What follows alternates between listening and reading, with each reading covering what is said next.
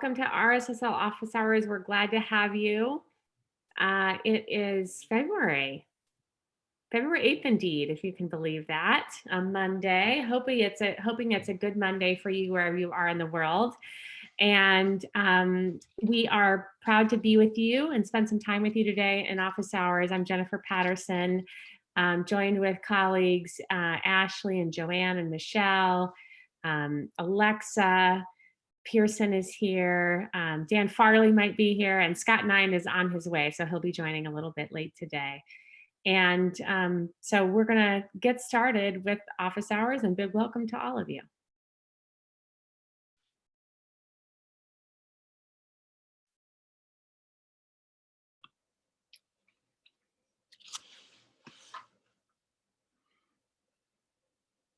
I'm just waiting for the slide deck, so it's like the slide deck, because I have yeah. Joanne, do you have the link? I have it up. Are you able to see it? I can't see it. Can everybody else see my screen? No? Okay, hold on 1 second. Let me figure out what's going on. 1 second. It's all good. We'll give you lots of grace and patience. And welcome, Dan. Dan's here physically, spiritually, virtually. That's saying a lot for an assessment director. I love it. Thank you, Dan.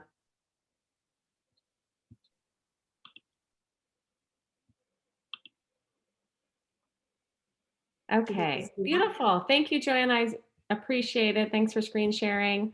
Good troubleshooting on the spot. Always fun to be know that those moments are recorded, right? So you were especially cool under fire. I really appreciate that. And Ashley's putting a big welcome in the chat as well for people. So thank you, Ashley, for all of the chat energy that you bring to the group. So just a reminder, if you could mute, if you're not muted, that'll be helpful with 150 of us on today. It just helps the flow go quickly. But purpose of RSSL office hours, if you haven't joined us before, we really try to open the door and create two-way communication between ODE, school and district leaders. Our effort is to be transparent with you, to provide updates and provide clarity for RSSL guidance. We want to create a safe space for questions and ideas. We want to reinforce really important key ideas and values. They help center all of us and get clear about what we're doing right and what's important to continue to name with planned redundancy, as one of my leadership mentors would often remind me. And so we hope that with that in mind, it'll be 60 minutes that's helpful and worthy, and we'll all learn a lot together. The structure of office hours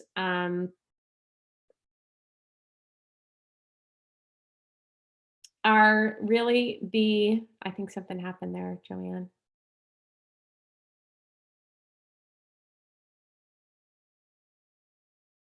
I'll describe the structure. Sorry, I know you're looking at purpose. It's all good.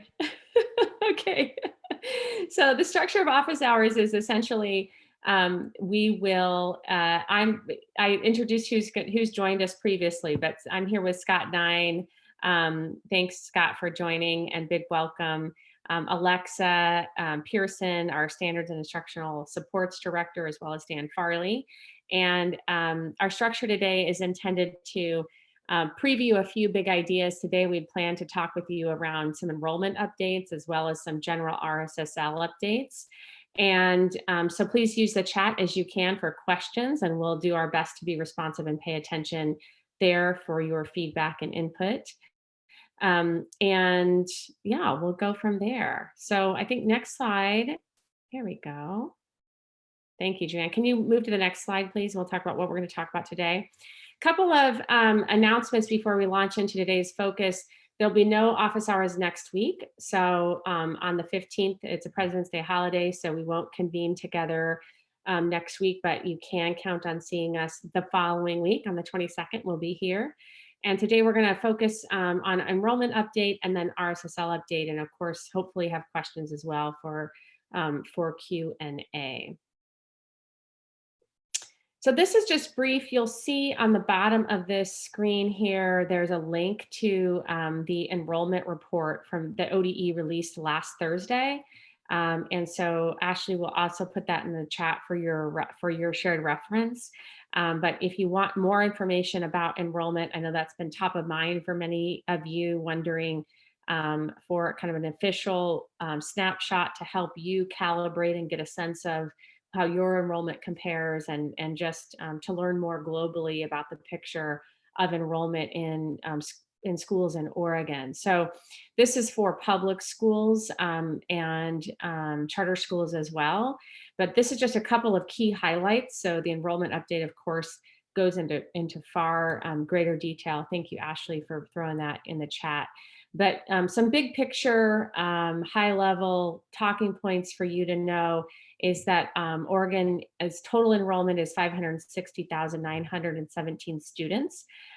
That's representative about a 3.7% decrease compared to the 2019-2020 school year. And it represents a collective drop of 21,744 students. Important to note that a large majority, or quarter of this decline occurred in kindergarten. So we had basically 6,100 fewer kindergarten students enrolled in this school year than we did last year. And what we know is that what Oregon experiences really commensurate with what many states across the country have also seen this year, noting that the largest decline have been in kindergarten. So I'm just checking this chat for any questions related to enrollment. But I'm seeing some. We got a good log going for our RSSL things, but I don't see anything on enrollment just yet. I don't either. So I think with that, Scott, we can move to both just responding to the chat, and then these are some kind of high level themes to touch upon, because I know your brain holds many things related to RSSL. So I took these from our RSSL meeting this morning, your headlines. We can make a song or a poem about these, especially down the road. Don't tempt me. I like poems. I'll try to come up with. My brain forgets many things.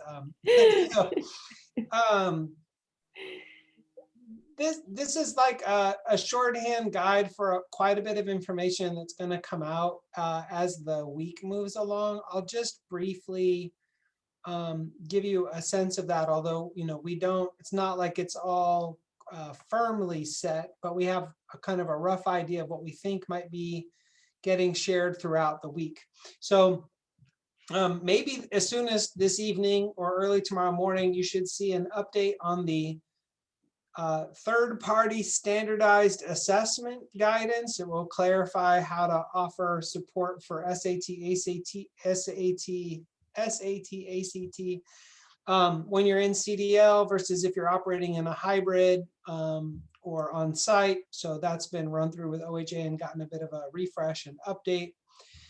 We will send out a series of clarification emails about the school COVID-19 antigen school testing program.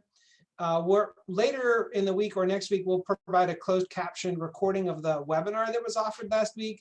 But there's a number of questions people have about when that program is required or not, about how it operates, about whether you can use a school-based health center if you have one near you. And so it's going to kind of capture and codify some clarity up to so far on the testing program. I anticipate sometime tomorrow around 2 or 3 for that kind of message to come out.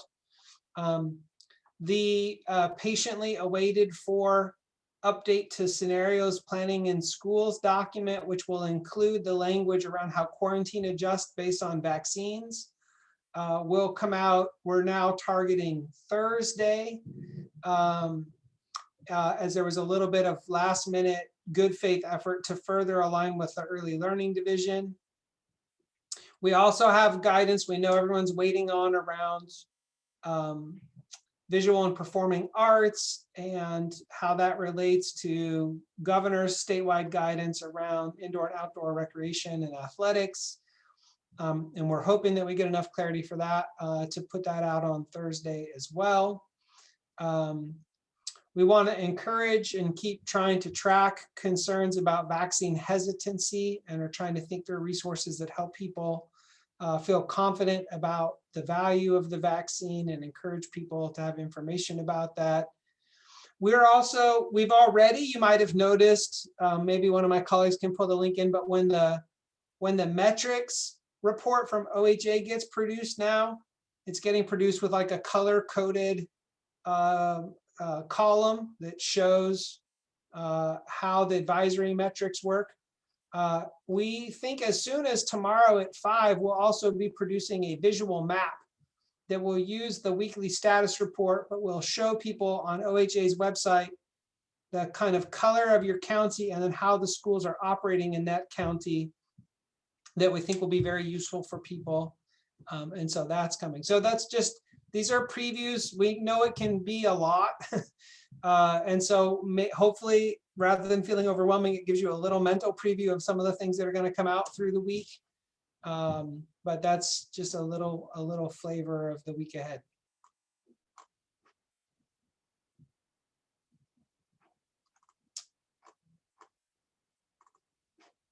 Did I lose everyone? Jennifer's writing in the chat.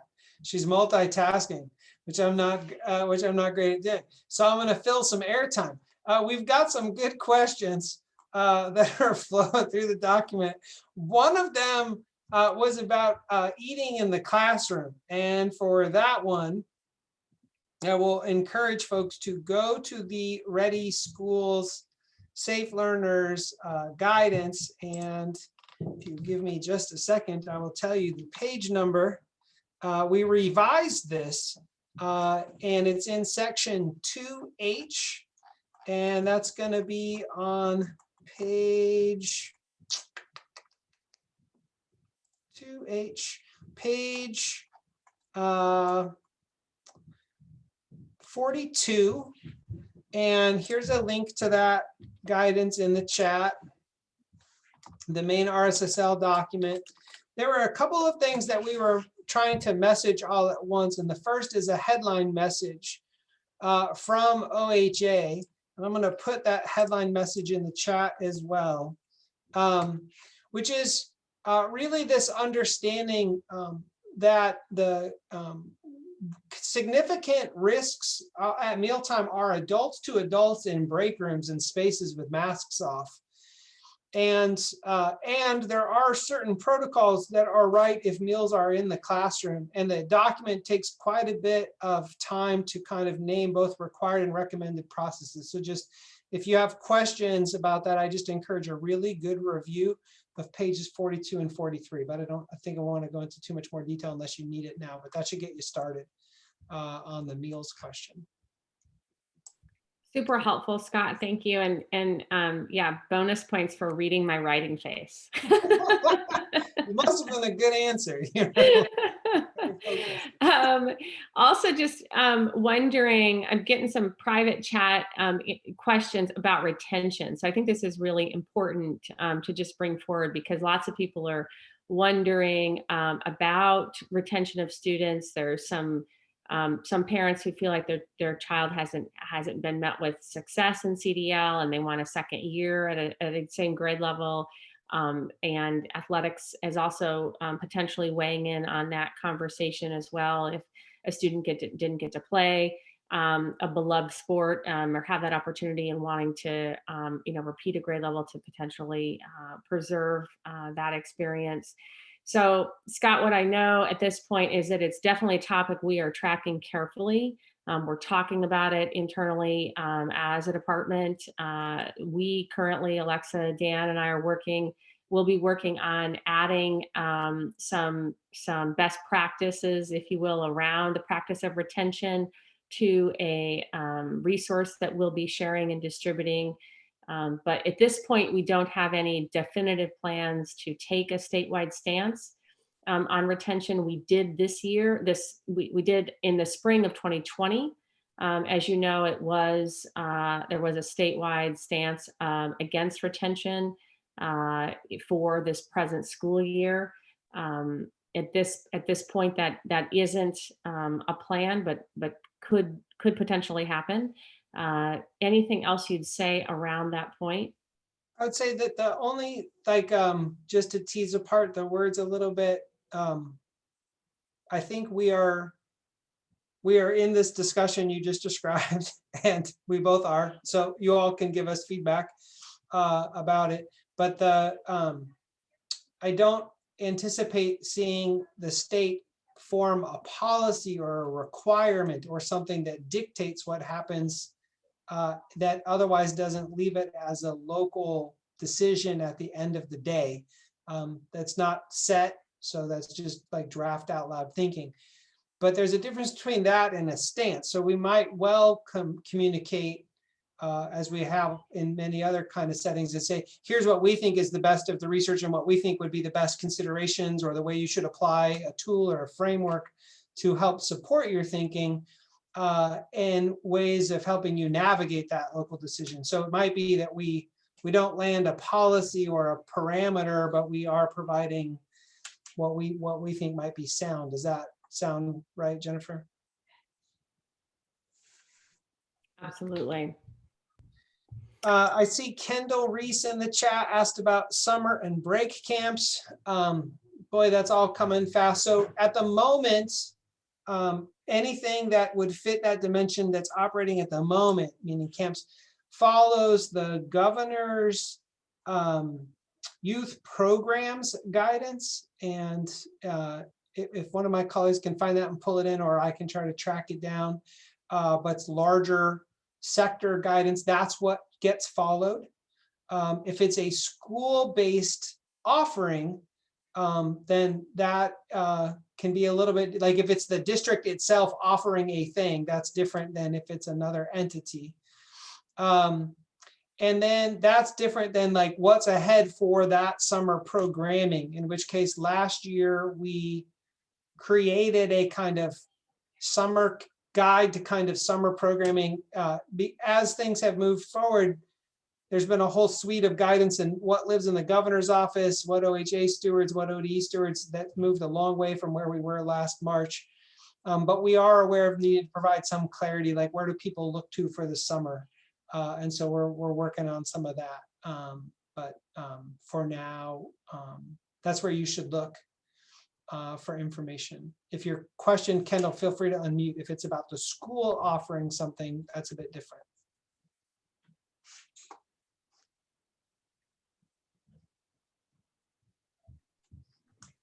Thanks, Scott. I'm responding in the moment to Mark Siegel's request, and just wanting to reiterate, he appropriately names concern against around this COVID liability shield law issue, which I know people are asking a lot about and wondering about the liability issue. So I was in the process of writing this, but think it's important because it's on many people's mind that, again, really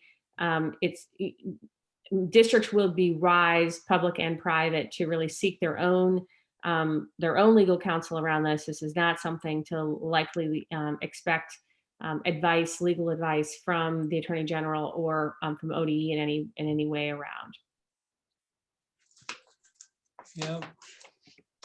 Going back to early in the meeting, Joy Ellis asked if we could review requirements or recommendations around travel and spring break. I know that's been kind of a hot topic that's come up, obviously, with spring break and its impact. So I'll try to share my best understanding of that at the moment. So the travel advisory remains. You can go to OHA's website and read the travel advisory. That advisory was initiated back when we had, like, the governor initiated a freeze. That advisory is advisory, meaning it is a recommendation, and people have been good and employers serious about trying to play their part in following that recommendation. There's been a lot of questions about how or whether that is still intact, as well as the impact on vaccination as it relates to that. I understand that OHA is reviewing this policy now. So if you're a regular attender of RSLSL office hours, you've heard this the last couple of weeks, but previously there was not necessarily a kind of clarity that they were going to update it, that they now are, I understand, in the process of updating this. And I know that just a recent conversation with Colt, they're trying to get to some final clarity and to update. And Colt is named several times that many school leaders and employers are trying to go like what and how and if it's going to change. And so that's high on the radar. So the best I can offer you is at the moment, it's still intact. Just because it might help your thinking in the meantime, the substantive choice point is the difference between quarantining in response to a possible exposure versus preventative quarantine. And when you think about things like what the CDC guidance is, the way that the discussion is about normally that initial 14-day quarantine is all about a preventative quarantine. It's not tied to exposure. It's just this idea of prevention. And so but then the CDC changed its kind of quarantine rules around exposure. And the questions whether or not the travel quarantine should match up to the similar quarantine for exposure, or if it's actually better science to keep it in this preventative domain. So if you want to really geek out, that's like the underneath argument about it and what's trying to get settled. Scott, there's still confusion coming in the chat around when is testing required? Yeah. So could you talk more about, and just continue, I know we keep saying this, but it's obvious and clear that people really appreciate the redundancy. So when is it required, and why would it be helpful to do even if you're not in the red? Good. So first, just a restatement of when it's required and a little preview of what will come out tomorrow. That is just to write down clarifications we've been giving since the guidance got released on the 19th. But there's a few things that have come up so many times we've like, okay, we really need to put something out that kind of further refines or clarifies. So actually, on principle first, to your point, once you get over the like, let me read and digest yet another new piece of information and learn about antigen testing and what it means to have a symptomatic set of tests, we think that, and many schools in the hundreds now are participating in this program, that it can be relatively low burden in its deployment and have a lot of value. And so we are really encouraging folks to, rather than set this up as a big, like have to, not have to, you just give it an extra look and consider what you might need to be able to pull it off. And our colleagues at OHA have done a really good job. They've got a great coordinator. And if you talk with other folks who are doing this, we hope you'd hear positive things, and we feel like it's going well. So we do just kind of like, before we get into the like what's required or not, just want to try to cut through that and say, this just adds a layer of risk kind of mitigation, just another part of the puzzle. And we really hope folks will look at that. That said, you're required to do this when essentially the metrics, and really I find a shortcut in my brain, I kind of think of it as like when the numbers don't match up. But essentially, if you're going to be offering your operating in person, whether hybrid or on-site, in a way that doesn't match with the advisory metrics, then you're required. So that kind of sounds good, but then people quickly go, well, wait a minute. If I'm in the orange transition column and we're operating a middle school, does that mean we have to offer the program or not? And the clarity you're going to see tomorrow is it means that, yes, you need to offer the school testing program at that point in time. Whether you were operating that since August, whether you were safe harbored, or where we're falling down on it from a place of clarification is essentially like, if you are operating in those numbers, offer the program is a requirement. And part of the reason of that is that it will actually, in the little bottom right blue box corner, is this change in the framework that basically says once you're open, as long as you're showing limited or no spread, you can keep operating. The testing program actually helps you meet that. But it's hopefully clear if you're operating and you're in the red distance learning column, but we often get this question about that orange middle column, and there it's going to be that. The other question we get a lot is, well, what if we aren't participating in the program And then after March 1st, because March 1st being the deadline set to get up and running, what if the metrics then change? And what we're going to put out for clarification tomorrow is a 2-week time frame. So from the time the metrics change, you've got 2 weeks to get up and running. OHA feels like they can handle that. Again, that incentivizes and encourages people to go ahead and get your work in, to get registered and get offering the program ahead of time, but they can handle that kind of responsiveness to get up and running. So that's the basic architecture. And again, an email tomorrow that's going to write that all down, be probably even clearer and further explain exactly what that program entails. Very helpful. And I heard you say blue box and it pinged for me. I know that Carolina put that question. So Carolina, I don't know if what Scott just said satisfying your question, but essentially what she's saying is some of our schools are getting hung up on the blue box in the metrics diagram regarding trends. Can you provide some additional guidance on that? And you might need to hear more from Carolina on what she really is meaning. So full invitation, Carolina, to unmute and say more. Okay, yes, thank you so much. You bet. I don't know if you know what I'm referring to, but in the diagram of the metrics, there's a blue box below the orange and red that talks about trends. So if you're trending up, then pause expansion of any in-person learning that you have going on. But some of our schools are getting hung up on, well, what does a trend mean? Like I'm from Benton County, our county's small, so we kind of have this yo-yoing case rate. It goes up, it goes down, it goes up, it goes down. And so they're looking to us as to define what's trending down, what's trending up. Yeah, I'm going to share my screen in just a second, but I need a little support help from my ODE friends, either Joanne or Ashley. Can you make it so I can? There we go.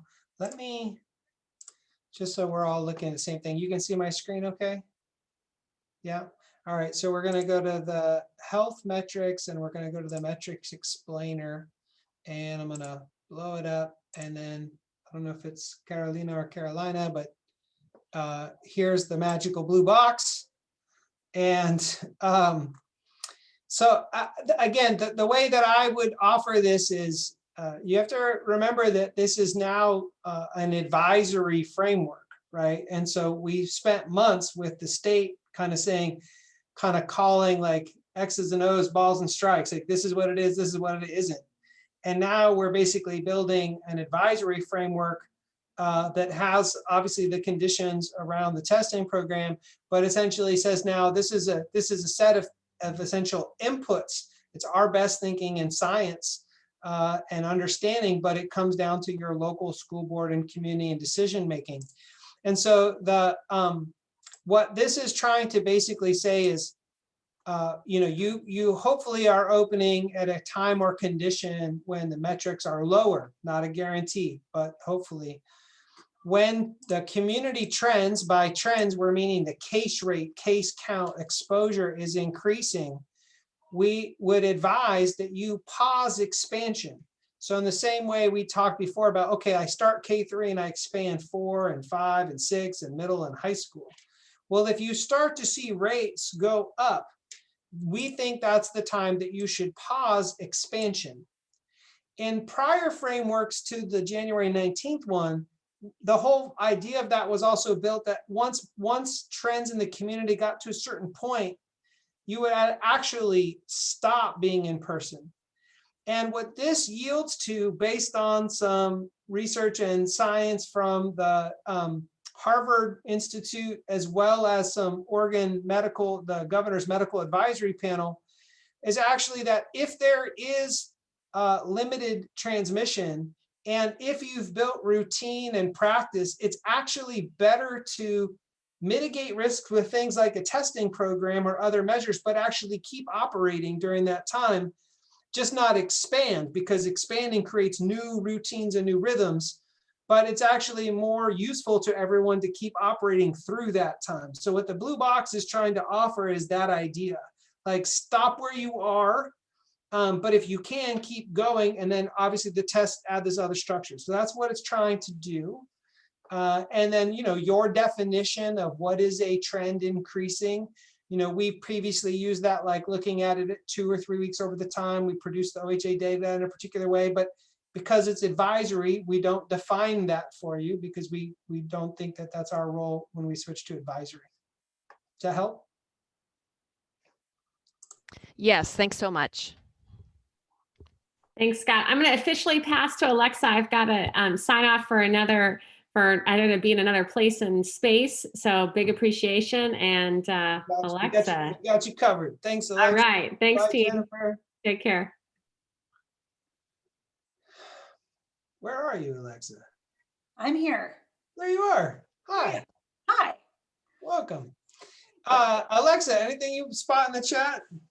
That's what I was just skimming. I don't know if you answered the question, if we got to the other question around one of the vaccines. And so that was the question that was, some of our school nurses are worried about the Binax and its low accuracy rate. I'm explaining that this is just a piece and it's better than nothing. Any other advice? Yeah, so and when we put out this message tomorrow, I think we will share the slides from the Binax Now webinar, and very soon the recording. Dr. Judy Guzman, who's a scientist at OHSU of significant note, helped put on that training for folks who participated in it. Really, really good. She kind of covers a little bit about like, what is the difference of this antigen testing as a responsive symptomatic test, and why is it different than viral testing, and why is it a good idea? And they're not the same. And what I think probably contributed to some confusion is that when you're doing something that is at the layer of like the viral test for accuracy, like really early on, there was this idea of like, well, the viral tests, the things we kind of poke fun at, but the kind of like long swabs that go deep into the brain, like they have a higher accuracy rate than the Binax Now test. But the Binax Now tests have this advantage of being low cost, widely available. You don't need a medical professional to administer it. In fact, they are self-administered, and a 70-some% odd chance of being useful is a significant improvement over nothing. So if we think about it from a risk mitigation standpoint, they're very useful.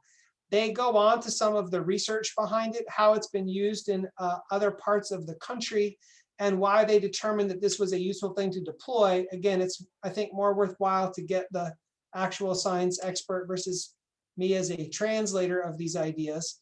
But we'll make sure you have the slides. And then again, we hope about a week from now, we'll have the closed captioned recording that then folks can kind of share and watch. There's a lot more detail that could be had about that, but that's probably sufficient for the moment. I did notice something, Kathy Childress, very early in the meeting about limited in person that I'm not sure we got to, and I wanted to do that. Do you want to unmute and just restate it, or I can try to pull it in? Or did you get it answered in the chat? Yeah, I'd love for you to answer it specifically. We're a small campus, K through 12, and our K through 5s are planning on coming back hybrid towards the end of March. And we want to keep the 6 through 12 in CDL, but we want to bring our at-risk students on campus. So the nuance of that, so I'm going to share my screen again. Let's see, hang on just a second.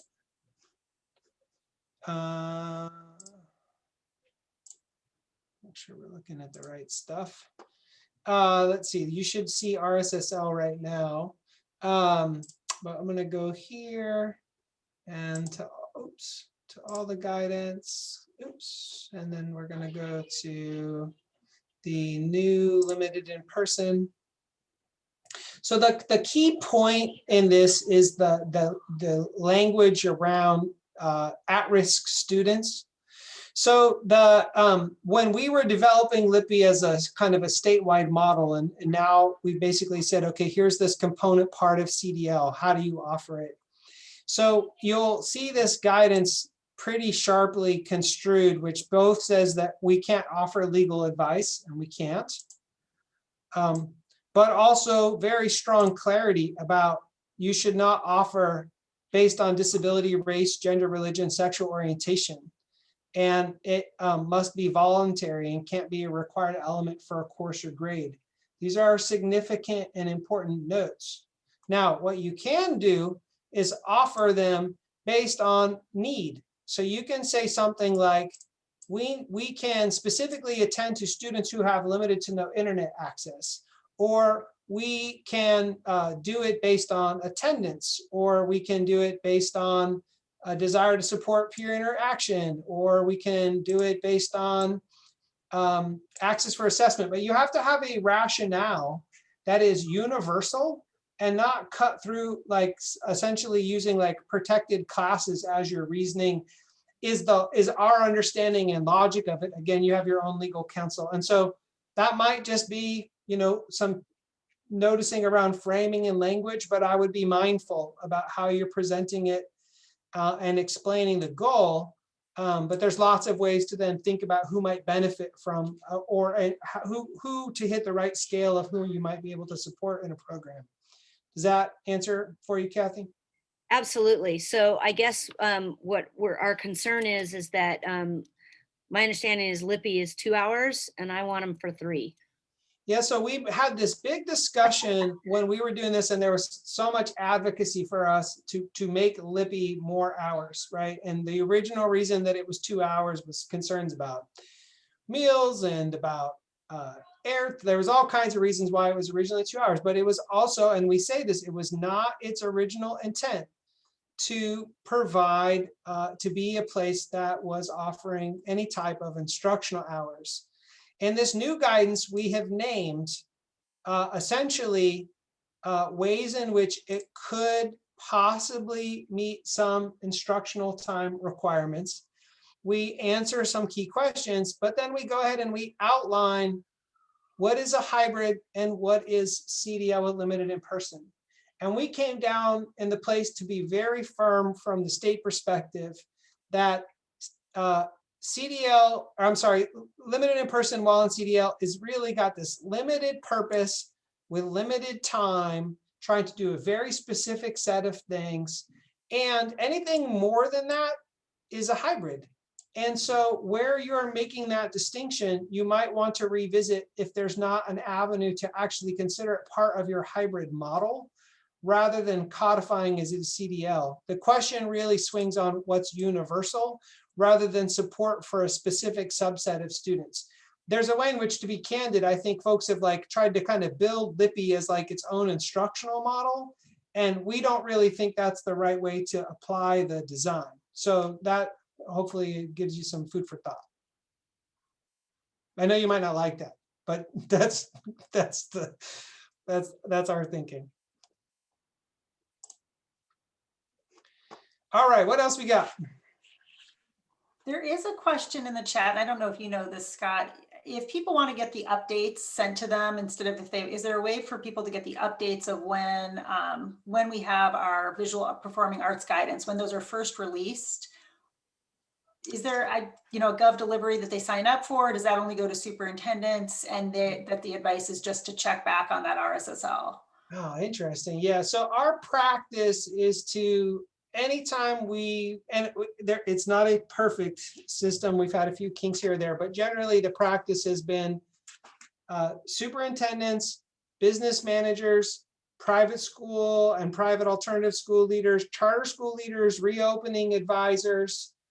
And then there are many follow-on groups, like the person who leads as a point with school nurses will take the message that comes out to OD and then send it to the school nurses group. And there are many echo versions. But if you are not getting it through one of those channels, you certainly can write to the COVID inbox and ask to make sure that you're on one of those lists. If you qualify, you could ask them if there's another way. I don't know. I don't think any of the comms team is here, if they've built some additional channel that could be utilized.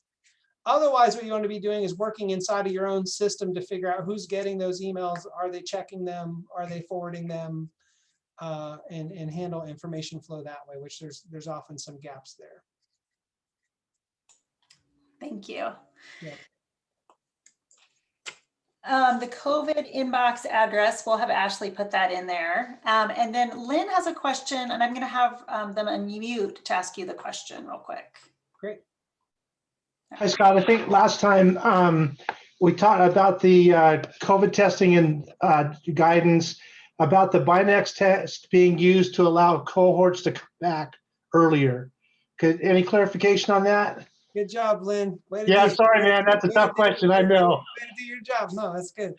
I appreciate that. So what Lynn's referring to, again, I think it's helpful probably to screen share again. So many things. So I'm going to the Ready School site. I'm going to the OHA testing program. And on page 9, under number 2, when to test. So 1's all about the things that we've talked a lot about in office hours, about responsive to symptoms, very clear that you don't bring symptomatic students back to school. The second named possibility is that when a cohort's been exposed and quarantined in this certain window of time, the ways in which that testing program could be deployed to reduce the amount of days of quarantine and how it could work. In these webinars that I was mentioning, this came up quite a bit as something that was both like a source of confusion, something new, not well understood. In the message out tomorrow, we're going to kind of own that, like, we have not spent enough kind of airtime with this and how it works. And are going to try to kind of re-language some of that. The webinar actually covers it, but we know there's some confusion about it, and so we're part of the message that will be out tomorrow will address that. And Lynn, that's about as kind of far as I can get now, is to say, like, you're not wrong to track it. It's a good question. A little more clarity in this message tomorrow. Thank you, Scott.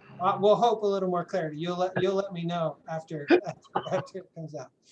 Well, I mean, what it's about, I guess, we're just trying to get that, the idea that really the test is not to tell whether kids can go back to school or not, but then that kind of seems like it is. I think that's where the confusion. Yeah, the issue is it's absolutely not for screening, like a generic serial testing, right? But it does create some complications when you think about.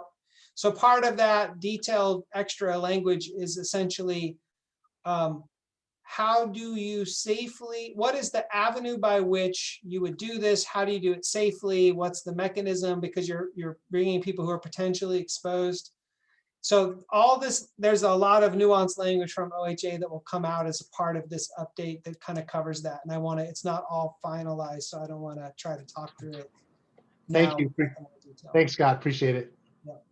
Scott, there was one we missed earlier in the chat. So Cheryl, thank you for putting it back up again. This says that the CDC says that if someone has had COVID in the last 3 months, that they don't need to quarantine if they are once again in contact with someone with COVID. I don't believe that is reflected in RSSL. Is that something we should follow or just continue with the 14-day rule? Good question. So you should follow what is in the scenario planning in schools document as it relates to quarantine. And we update that based on OHA's determination, reviewing what the CDC does. Most of the time we follow and track what the CDC does, but not always. And for your purposes, you're going to want to follow the Ready Schools document and scenario planning, not just whatever the CDC happens to post. That's not unimportant, it's significant. The update to scenario planning in schools that's being done is to map to recent changes from the CDC. And then to help you track, the CDC is about to make changes again. So we'll update it, and then the CDC is going to roll out again, and then we'll have to digest that with OHA, and there'll be another round of changes. And so just look for that update. Again, I think on Thursday of this week is when we think that updated scenario planning and schools document will come out, but that's what you want to use as your rudder for making these kinds of choices. Scott, do you know if the release that's coming out soon, will that include PE guidance? There was a question around PE guidance and library guidance. Yeah, the library one I want to hear more about, and I think we have some library colleagues on the phone. So I want to hear more about what is feeling like is needed or missing. That may not be on this call. We may need separate time, but I want to understand more about that. As it relates to PE and visual and performing arts. I think I referenced this a little bit in that little walkthrough, like at most, you have basically the kind of governor's community sector-wide guidance on indoor and outdoor recreation, its ramifications for athletics, and then the relationship of that guidance to what happens inside the school with these areas of guidance that basically we ideally would like talk to each other. And we took down the visual and performing arts guides because it seemed out of alignment with the governor's sector guidance. And so we're trying to get those back realigned to each other. It's a hard and complicated conversation, but I'm hopeful we'll get clarity today or tomorrow and be able on Thursday with these other documents to update them. But it's not a guarantee. But we know everyone's waiting on them. Great. The one too, there was a question in here about graduation ceremony guidance. That's actually one I can answer. That one just got, we just started working on that.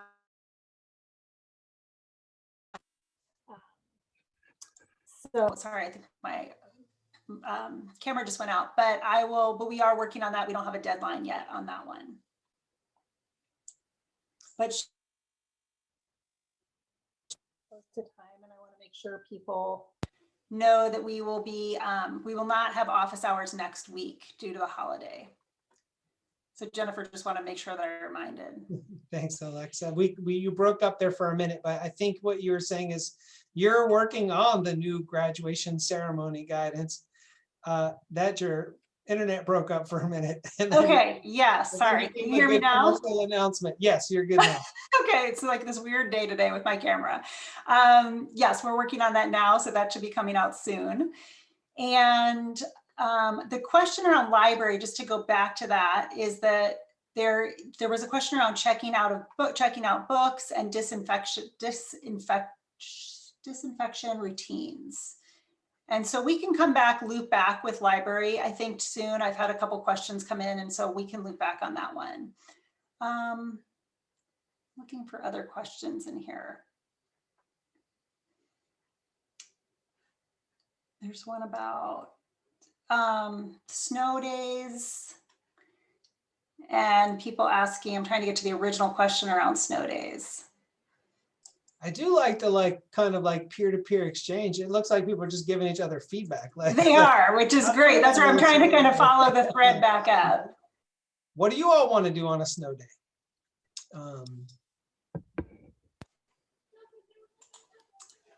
Okay.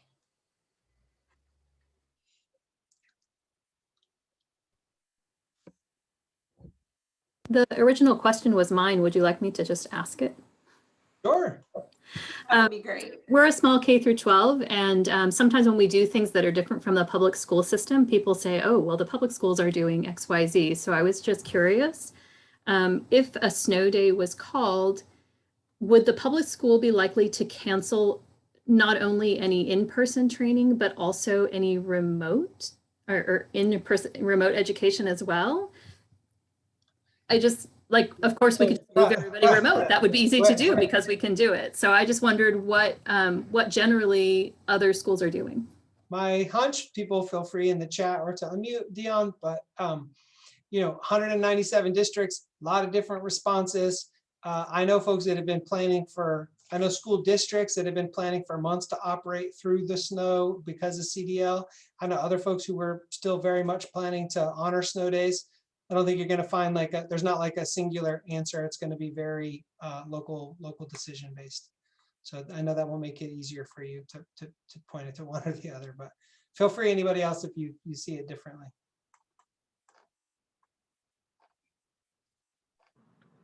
And Scott, I'm just kind of scrolling through. I'm not seeing a ton of other questions in the chat. We may have gotten them all, but there was also some from earlier. So if anybody has one that we missed, if you want to put it, we still have a few more minutes.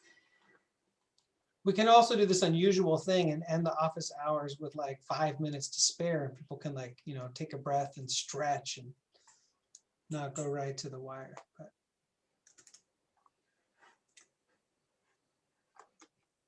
I don't know if I broke up before, but when I was saying this, but we don't have office hours next week because of the holiday. So I'm sorry if I missed that one. More snow day chat. A lot of voting for playing outside, which I agree with. Yes. Yeah, I'm just looking through the chat one more time too, but yeah, feel free to unmute if someone's sitting on a question. I see one that maybe was put on a private chat, so I don't know if this one got answered. Hello, can kindergarten stay under childcare if our program meets ELD guidelines, or is it required to go back to ODE when the school reopens normally? Yeah, you have to, if you're, I mean, there's complexity around private school, public school, but generally speaking, you got to work in both domains. Like, you don't get to pick one.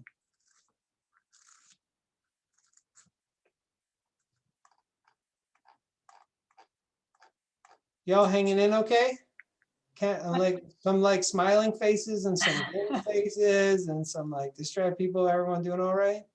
Joni asked a good question. Would you revisit 100 student contacts? Do adults count within a student's 100 contacts? Okay, let me address that one. So let's just say what's in the guidance, and then so we're talking about what is the definition of a cohort. So this is in the Ready Schools Safe Learners guidance. The guidance is the same that it has been in this dimension. We tried to clarify this last round a little more sharply to try to avoid some confusion that was there, and it maybe didn't fully succeed in that effort. But the recommendation from the Oregon Health Authority and ODE recommendation is cohort sizes that are 24 to 36. We name the value of a stable, steady cohort and why it's valuable as a risk mitigation strategy. We also recognize the challenges, particularly for middle and high schools, to handle cohort sizes of that number. And it is maxed out at 100. What is in the 100? So the 100 is a stable cohort. So meaning the same group of people, but where it gets a little, where people are getting stuck is the kids are constant. The adults count in the students, but the adults themselves are not bound to 100, meaning the teachers can move from cohort to cohort and be able to move through them. So the adults are not locked into 100 total, but the students are. And that's all it is. And it's very important from the level of actual exposure to be able to handle contact tracing. Transportation in the morning does not count. It's treated separately. There's some confusion about that because the LIPI process includes transportation. It doesn't anymore either. But transportation does not count. After school activities and athletics do not count. But during the school day, that is the cohort maximum. Would we revisit it? We're always looking at, in fact, we had researchers just do a review again of other states and other countries and how they do this. And we're constantly looking at all the other information that's out there, rerunning it with OHA, seeing if we think it's the best thing. So we're always doing that. I know that there's some more public, as we've shifted from the state framework to more schools, this is an area that's got more kind of pressure or intensity on it, which always makes for like a triple checking of your work. I wouldn't anticipate a change in this, but every time I say that, something changes. So, like we are in good faith always looking at things, but that's how it's currently constructed. Okay, you have a couple, the last three questions are all around cohorts and square footage. So I feel like and you answered, I think, some of them. I just want to make sure I capture them. So Scott had asked earlier too, we are offering childcare to staff only as we're entering hybrid learning K-5. Is the ration still 10-to-1 students to staff plus 6 feet plus 35 square foot? I've not seen an update since August. Well, so on the child care, you're going to want to, ELD updated its guidance recently. I think I know that it depends on where you're at in the governor's risk protection framework, but I believe it is at 20-to-1. Maybe we can pull in, but it's on ELD's website. You go to the ELD website, click COVID-19 resources, and their new guidance is there and translated. So there is an update there. Yeah, I think we put that in the chat. It was from Patrick. So thank you, Patrick, for putting that in the chat earlier. I don't believe the 35 square feet is something that is a part of the childcare guidance. So that one doesn't quite ring true, if that's what you're referring to, Scott. And then there's another one if we're going to revisit the 35 square foot rule. Okay, yeah, so again, same answer as the cohort. So we're kind of constantly pressuring.